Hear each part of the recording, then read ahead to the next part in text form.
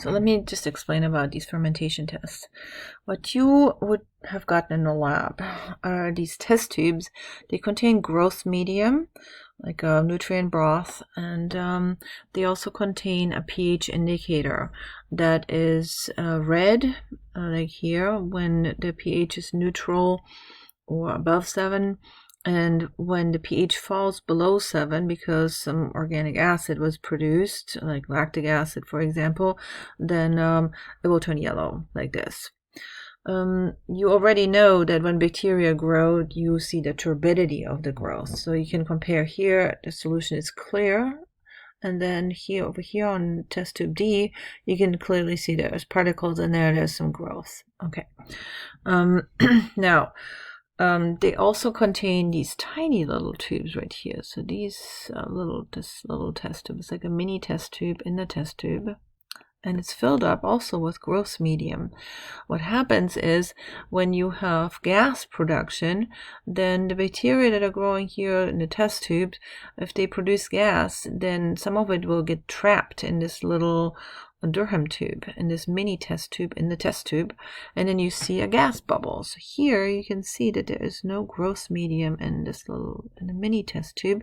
That means when you see a color change, that means this bacterium has produced acid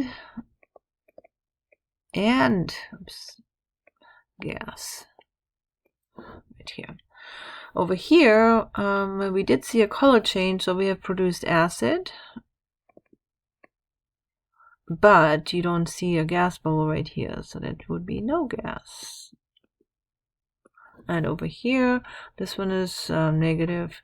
There you have no acid and no gas. So in the lab, you would have gotten these Durham tubes, and then you will inoculate your bacteria. We have different types of fermentation tests. We have a glucose test, fructose, I think mannitol, sucrose test. So you can tell then which sugar can be fermented by which bacterium, and then you can run that side by side with your unknown and figure out what kind of unknown you have. But anyway, so these Durham tubes, they are very popular for the fermentation test, and what you're looking for is acid production and gas production. Okay, now moving on to photosynthesis.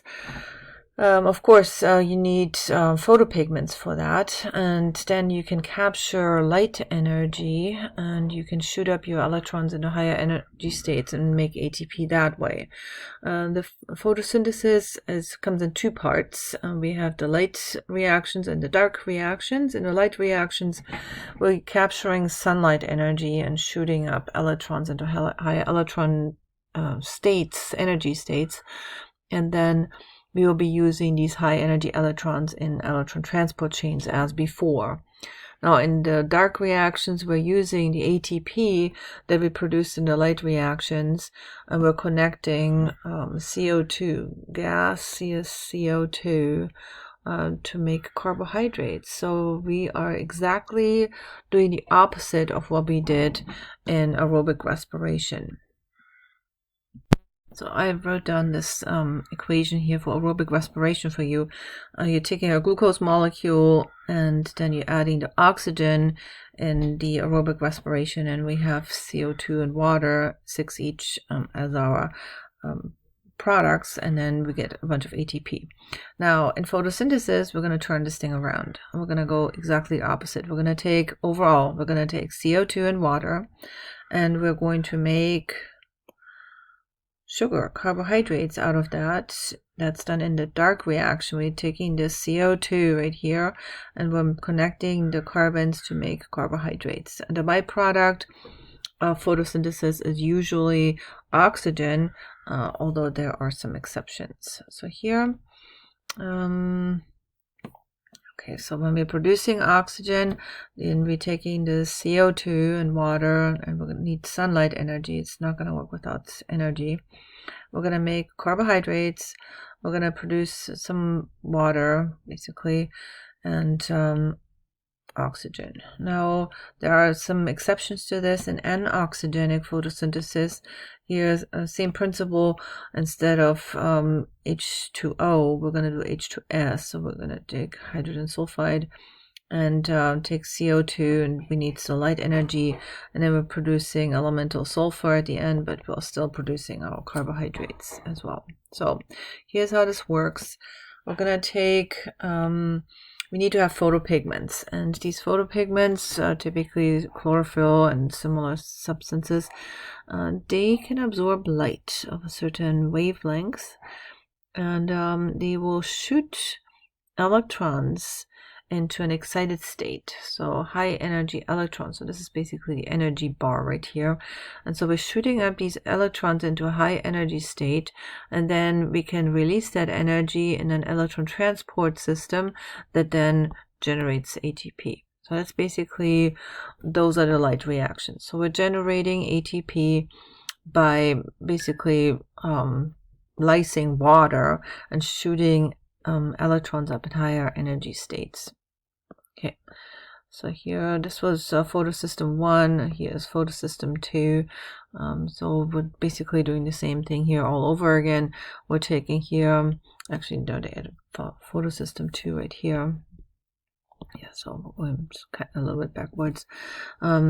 And we're gonna do in photosystem 2, we're gonna do the same thing all over again. We're gonna take light energy and shoot up electrons into an excited state using an electron transport chain to make ATP. A big thing here is you do need to put water in to the system, and so essentially what we're going to do is we're going to break down the water into its components. Remember, at the end of the aerobic respiration, we needed oxygen as our final electron acceptor to make metabolic water. Well, basically we're going to do the reverse. So we're going to take the water and we're going to break it down into electrons, hydrogen ions, and oxygen, which is now a byproduct of photosynthesis, and it goes into the atmosphere. And then these electrons get shot up into higher electron energy states. Now, in the Calvin-Benson cycle, those are the dark reactions. Now you're utilizing the ATP that you made in the light reactions. You're taking 3 CO2 right here, and your output will be something like glutaraldehyde that you can then connect to higher carbohydrates, sugars, starches, what you want. So the Calvin-Benson cycle basically takes gas, CO2 from the atmosphere, and with the help of quite a bit of ATP, we need to connect these carbons to solid carbohydrates. And of course, that costs a lot of energy, as you might imagine. And one of the most important enzymes that you need here for this is the ribulose bisphosphate carboxylase, or Rubisco, which you might have heard about in a different course, biology. So now let's take a look at nutritional classification of organisms. Here, starting out with all organisms, you take a look at the energy source that they can use to make ATP typically. If they can photosynthesize, they use light as their energy source. These organisms are called phototrophs. They love light. They can utilize light for energy production. If they feed themselves with the help of light, they're called photoautotrophs, and they use CO2 from the atmosphere to make their organic compounds. If they are using organic compounds already as their carbon source, then they are photoheterotrophs, and there's some examples given here: green non-sulfur bacteria, purple non-sulfur bacteria, but for the most part, this is the more common side of this. These are photoautotrophs, they photosynthesize. Now, over here, if we have any chemotrophs, they need some sort of organic carbon source already, and here we have the more common pathways are over here, of course, the carbon source, some sort of a sugar organic compound. Then we call them chemoheterotrophs, and the final electron acceptor usually is oxygen, but there are some exceptions to that, which you can take a look at. And here we do have some chemoautotrophs, and they do utilize CO2 as a carbon source, but this is not common. There are some examples of that given right here. So taking a look at the phototrophs separately, they use light energy, and they can either produce oxygen, and it's called oxygenic, that's photoautotrophs, or anoxygenic, then they don't produce oxygen, but they can fix carbon dioxide and make carbohydrates out of that. Now the photoheterotrophs, they use organic compounds as a carbon source, and that would be anoxygenic. They don't produce any oxygen out of that. So here's a summary slide where you can take a look at that, maybe use it to study some of the things that we discussed. But let's move on here to chemoautotrophs, so that they feed themselves with chemicals. They use usually some inorganic chemicals as an energy source, and then CO2 as a gas carbon source, and then they use the Calvin-Benson cycle to fix the CO2 into carbohydrates. Now here the more common scenario is to have chemoheterotrophs. That means they produce energy by utilizing carbon from an organic source. So that would be using carbohydrates or fats, sugars, starches, fats typically. And that's of course a very common pathway that we talked about earlier. And here sort of sheet that summarizes metabolic diversity among organisms. You do have to know these terms. Photoautotroph. Troph means to feed. Auto, self. Photo with light. Photoheterotroph. Troph to feed. Hetero, feed from others, so other organic sources. But actually, and then photo means that you are using light to produce your energy. And so here would be green bacteria, for example. Purple sulfur bacteria. Chemoautotroph means troph, to feed, auto, self, with chemicals. They're using inorganic chemicals and CO2 to produce energy-rich compounds. And then chemoheterotrophs, that's a very common scenario. Again, troph to feed, hetero, others from organic compounds, that is, and then chemo, these chemicals from organic compounds. Okay, so here this shows you how organisms can make higher polysaccharides, so starches, out of simple sugars. And basically, here's some of the options. Glycogen in bacteria, so that's just a polysaccharide, or glycogen in animals. You need different enzymes and then also ATP to connect these sugar molecules. That will be dehydration synthesis. It costs you, of course, some energy.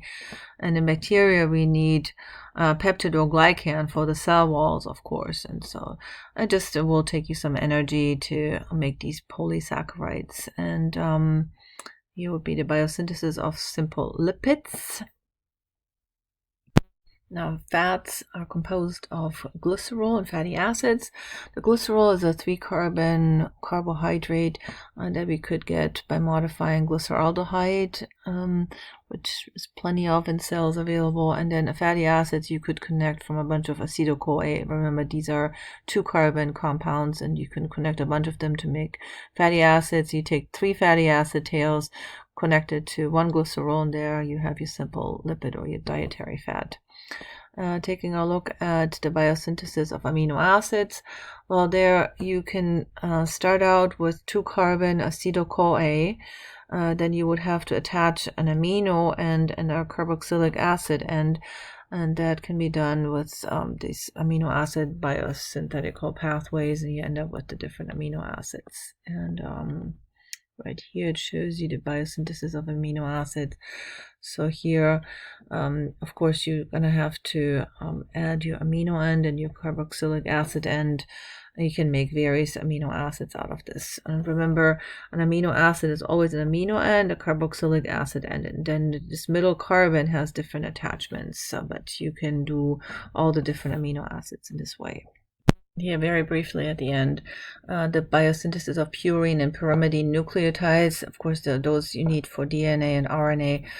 We don't need much detail on this. You can just take a look at it.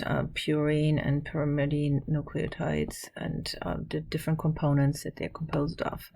The integration of metabolism. So typically we have amphibolic pathways. That means they function both. And anabolism, catabolism have typically common intermediates. And you can muse over this image right here. This is going to be our last slide for this lecture here. And you can see sort of the summary of how everything can be converted and shifted back and forth. Take a look at how all these arrows are going in both directions.